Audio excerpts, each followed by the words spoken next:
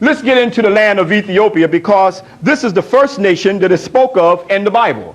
So let's deal with this nation that is still in the Bible today. Let's first go to Webster's dictionary. Interesting enough, we have Ethiopia. Right above Ethiopia, you can always find the root of the word. We have ethics, the science which studies man's morals, duties, and principles. So man's morals and duties and principles is in the land of Ethiopia. Ethiopia, an ancient country in northeastern Africa, the official English form of the native name of modern Abyssinia. Ethiopian, of or relating to Ethiopia or its inhabitants, of or relating to or designating Negro. Keep in mind, Negro is a Portuguese term. That's not a name imposed of African people, but clearly we see where Ethiopia is. Making my trip to Bahadar in the highlands of Ethiopia in 1983, as well as in 1992, you can see the beautiful waterfalls here. But in the National Library and Museum in Addis Ababa, it speaks of Moses coming into Ethiopia as a general in the Egyptian army. Josephus, a European Jewish historian, makes this same account. And that there was a pact made of a peace treaty, and that's how Moses married the daughter of Ethiopia, the king's daughter in Ethiopia. So if he had a Mosaic creation, you can see where he got his Garden of Eden concept from, right out of Ethiopia.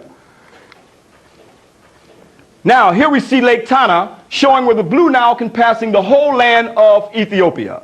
Interesting enough, showing where the Blue Nile encompassing the whole land of Ethiopia, also called Gihon.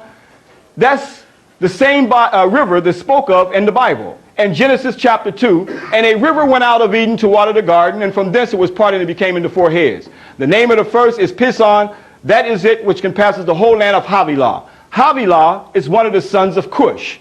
Cush, we know, is Ethiopia. Goes on in the 12th verse, and the gold of that land is good. There is bdellium and the onyx stone. 13th verse, and the name of the second river is Gihon, the same as it that compasses the whole land of what? Ethiopia. So we see the first nation spoke of in the Bible. It didn't say Rome. It didn't say Greece. It didn't say Babylonia. It clearly said Ethiopia, the same nation that's still with us today.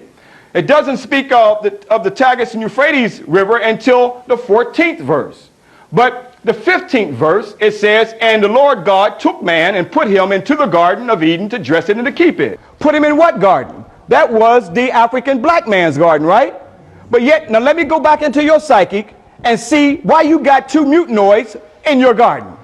This is what we got as children. They shouldn't be in the garden.